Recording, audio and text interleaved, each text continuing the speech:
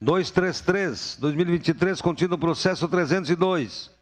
2023, da autoria do Poder Executivo, que autoriza o Poder Executivo a contratar operação de crédito com a Caixa Econômica Federal, com a garantia da União e da outras providências.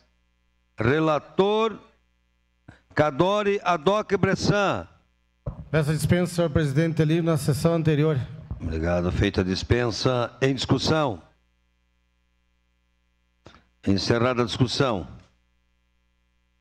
Agora,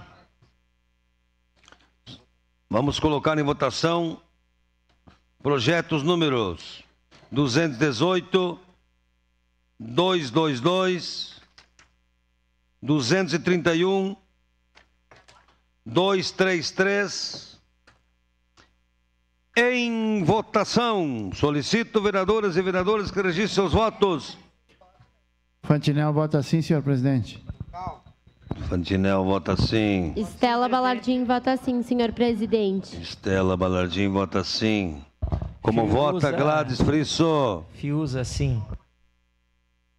Fiuza vota sim. Lucas Dil vota sim. Lucas Dil vota sim. Vereador Meneguzzi vota sim. Vereador Meneguzzi vota sim. Alexandre Bortoluz vota sim. Bortoluz vota sim. Como vota Gladys Frisso? Eu voto sim, senhor presidente. Obrigado. Rose Frigeri, como vota? Rafael Bueno, como vota? Encerrar a votação. Rose Frigeri. Cadore também não está, então o projeto de lei 233. Eu voto sim, senhor presidente. Dá tempo ainda de consertar o painel? Rose Frigeri vota sim.